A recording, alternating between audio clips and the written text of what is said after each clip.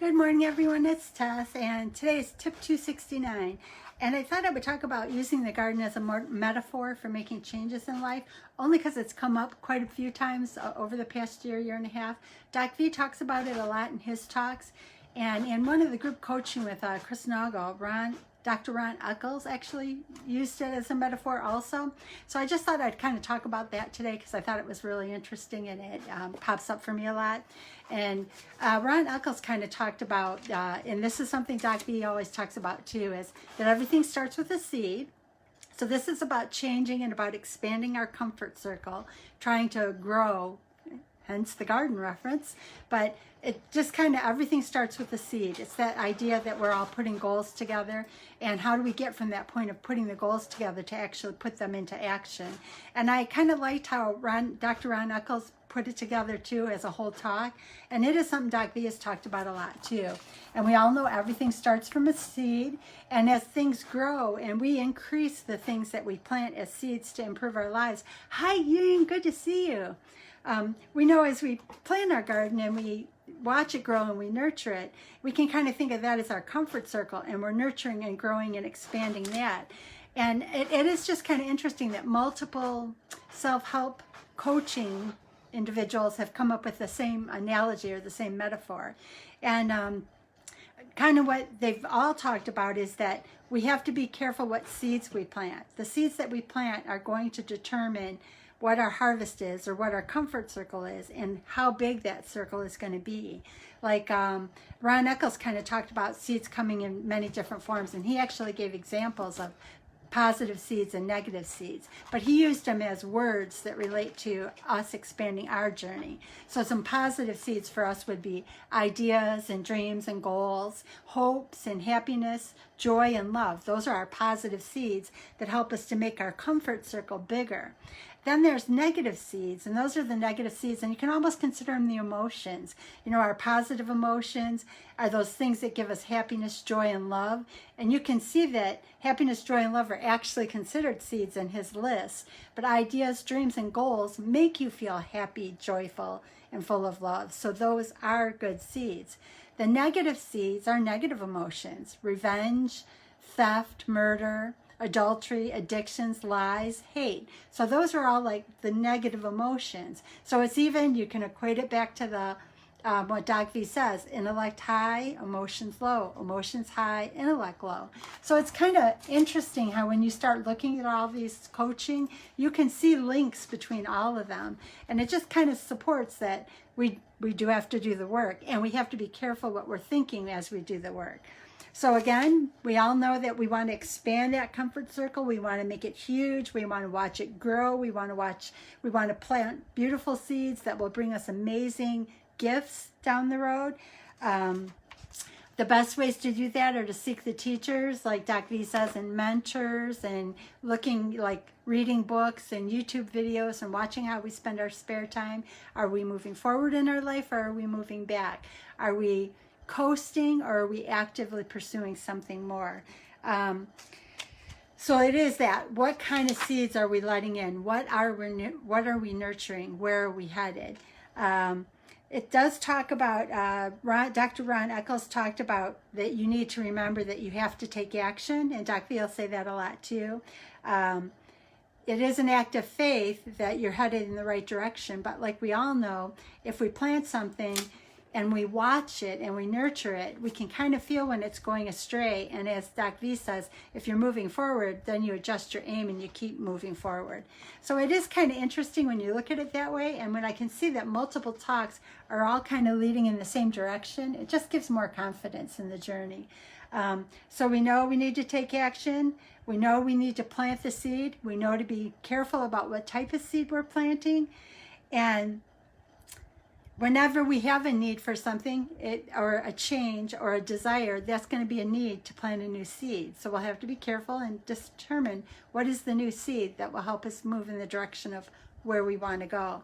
So maybe that's in making the aim. We've taken the shot, we need to make the aim. So what's the next seed that we need to plant to get us down that journey?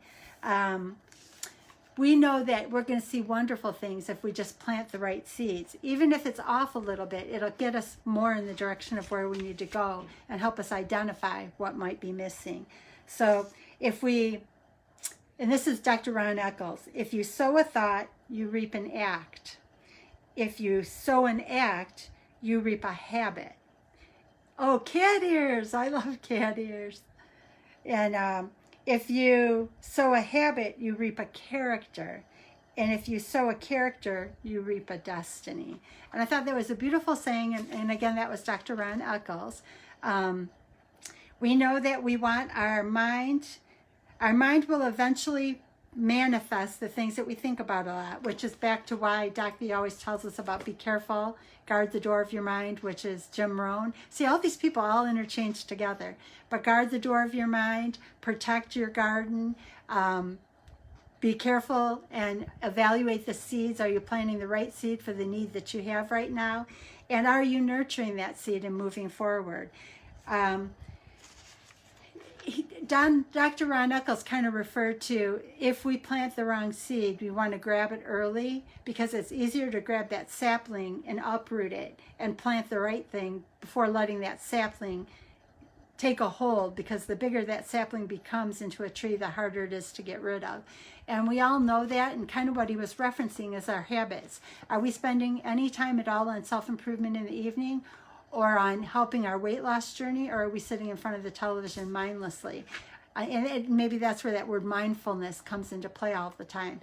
Are we actively pursuing something, or are we falling into old patterns? So what they want us to do is expand that comfort circle, plant the right seeds, identify if a seed's not headed in the right direction, pull up that sapling and keep moving forward.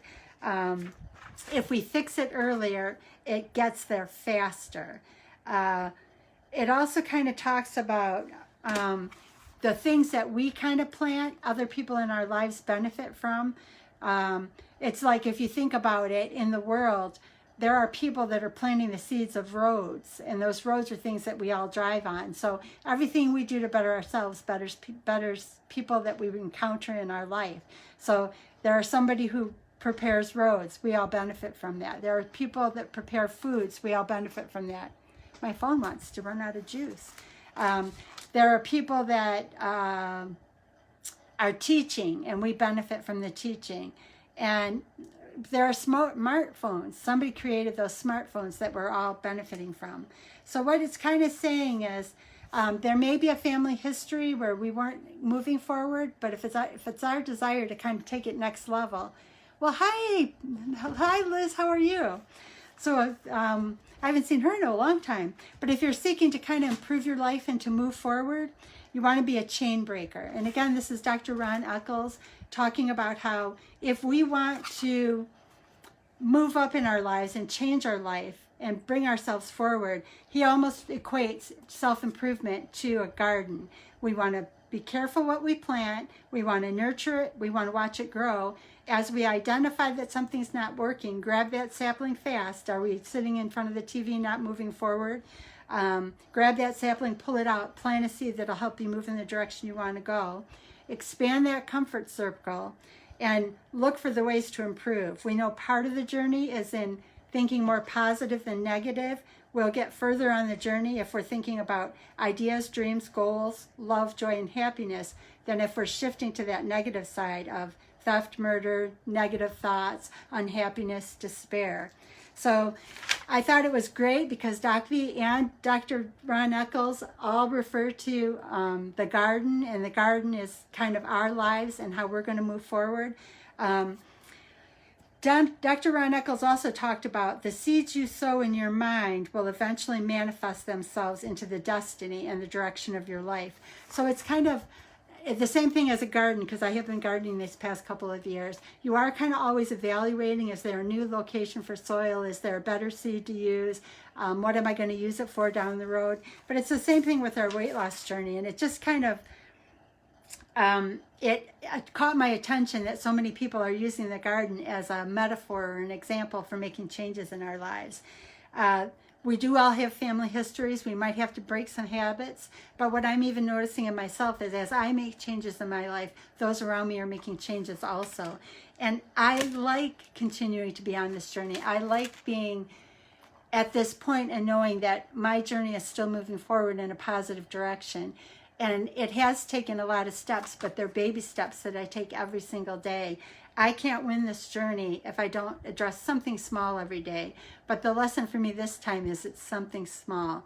I just have to take a little step in the garden, maybe spend 10 or 15 minutes a day just evaluating what I can do a little bit differently.